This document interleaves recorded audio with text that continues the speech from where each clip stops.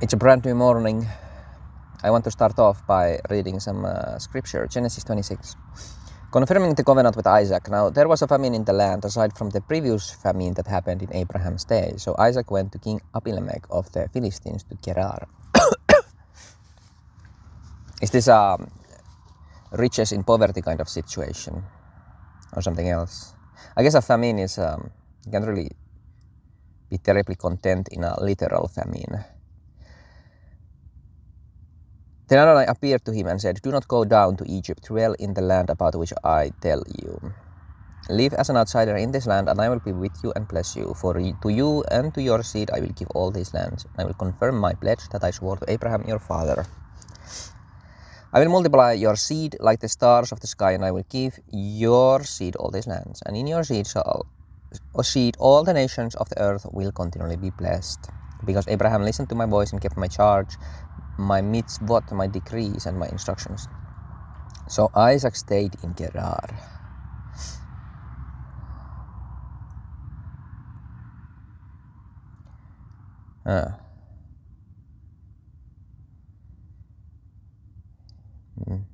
God appeared to Isaac. Does it mean that he sent an angel to speak? Is it a vision? Is it a dream? Like, it could be so many things. We haven't even gotten to the burning bush yet, have we? Now the men of the place asked about his wife, so he said, "She is my sister." Oh, he's doing the same thing that Abraham? Avoiding car crashes? Because he was afraid to say "my wife," or else the men of the place would kill me on account of Rebecca because she is good looking. Now after he had been there for a long time, King Abimelech of the Philistines peered down through the window and saw, behold, Isaac caressing his wife Rebecca. It's a little bit like what happens in the final battle, you know. Once the 1,000-year-old kingdom has happened, the devil, Satan, is released for a little while, you know, to deceive the nations, and then they go after the martyrs again, but fire came from heaven.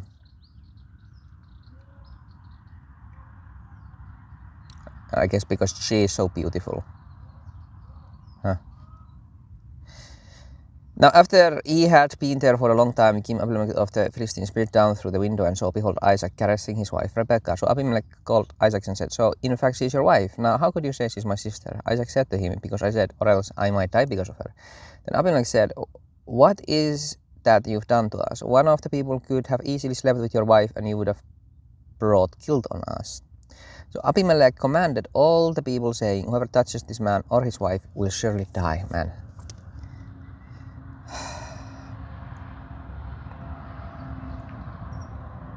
Okay, maybe my example wasn't, you know, proper. Like, what is this, man? Sometimes you just read something in the Bible and it makes you like angry. Like, what? Like, what is this assumption? One of the people could have easily slept with your wife and you would have brought guilt on us. What are you talking about? Are you talking about rape? Just randomly raping her? Or a man came with a woman, let's rape the woman. Like, what kind of fucking savages are these people? I don't usually curse. I just woke up. My sensors aren't active yet.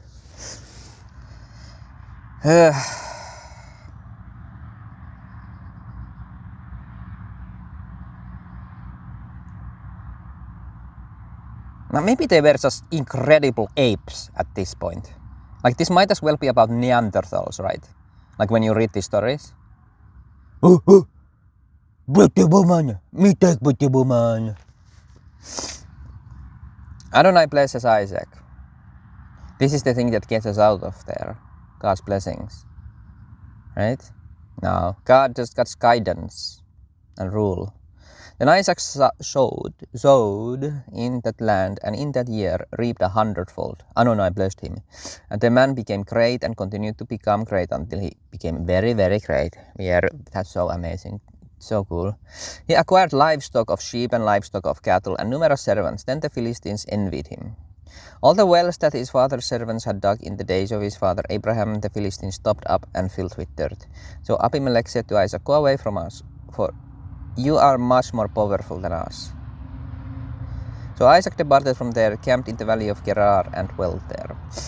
You know why I think I have like an issue with this story now? Because we already did the Abraham story, and now it's like a repeat of it. Like, I don't care about you, kiddo. This isn't any more interesting to me. I don't care. Like, is something new gonna happen now? Can we get to the part that where's new? Isaac is being blessed and he's becoming very great. Yeah, we did that with Abraham already. Now I have to stare at his dumbass kid do the same thing. The only thing Isaac has done so far is he exchanged the birthright of Esau with some stew that he made. That's it. Is this guy gonna do anything?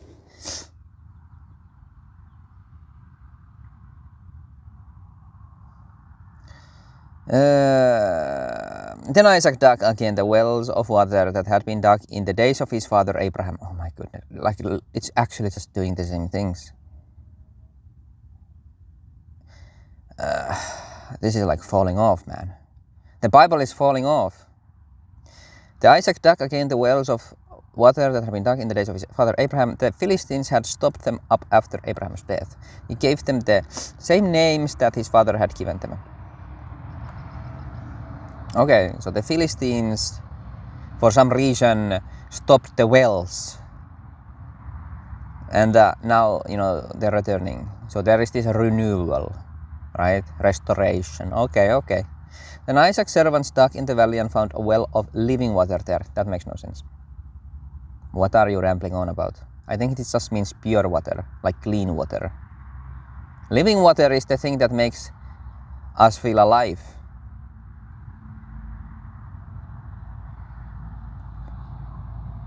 Why would they say that this is the well of living water? I guess after the renewal, the replenishment. Who was it? Was it Paul that said, be renewed by the restoration of your mind or something like that? Be encouraged by the renewal of your mind. But the shepherds of Gerar quarreled with Isaac, shepherd saying, the water is ours. So he named the well Quarrel because they quarreled with him. That's strange, because the people of Gerar obviously had let their wells run dry or something, right? It was Isaac who restored them. Why are they whining now? Or did they think the land belongs to them?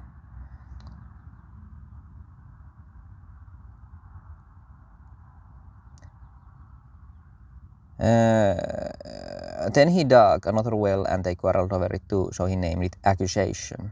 Quarrel and accusation. And then he moved from there and dug another well, and they did not quarrel over it, so he named it White Spaces and said, because now Adonai has created white spaces for us, and we will be fruitful in the land. He went up from there to Beersheba. Adonai appeared to him that night and said, I am the God of your father Abraham. Do not be afraid, for I am with you, and I will bless you and multiply your seed for the sake of Abraham my servant. Lots of repetition here. I guess people forget. It's good to be reminded. Keep this in your mind when you live your life. I guess we have to be also reminded about the promises of God, like constantly. There was just some kind of a Bible project video that was 1 minute long that I watched about this. I'll put the link in the video description if you wanna look at it. It was about remembering and how it means something much more like active. Okay, so he built an altar there and called on the name of Adonai. He pitched his tent there, and Isaac's servants hollowed out a well there. Covenant of Isaac and Abimelech. Now Abimelech went to him from Gerar along with Akusat, his friend, and Phicol, the commander of his army. Isaac said to them, why have you come to me, since you hate me and sent me away from you? They did get a little jealous, right? They said, we've clearly seen that Adonai has been with you. So we said, let there now be an agreement between us and you, and let us make a covenant with you. Wow. They're making a covenant with the one who made the covenant with God. That's kind of wise. That you will do us no harm, just as we haven't touched you, and just as we did nothing to you but good, and sent you away in shalom. You are now blessed by Adonai. Then he made a feast for them, and they ate and drank. Then they got up early in the morning and made a pledge, each to his brother. Then Isaac sent them away, and they departed from him in shalom. Yeah, that's nice. Everybody was invited to the feast. They got along great. I hope this alliance lasts in this story. Now it happened that on that day Isaac's servants came and told him about the well that they dug, and said to him, "We found water." So he called it Pledged. This is why the city's name in Beersheba to this day. Yeah. When Esau was 40 years old, he took as wife Judith, the daughter of Perith the Hittite, the Basemath, the daughter of Elon the Hittite, but they caused a bitterness of spirit for Isaac and Rebekah. And that's where it ends. I guess in the next chapter we find out what the bitterness of the spirit is. They weren't so agreeable, like Abimelech was. Strange.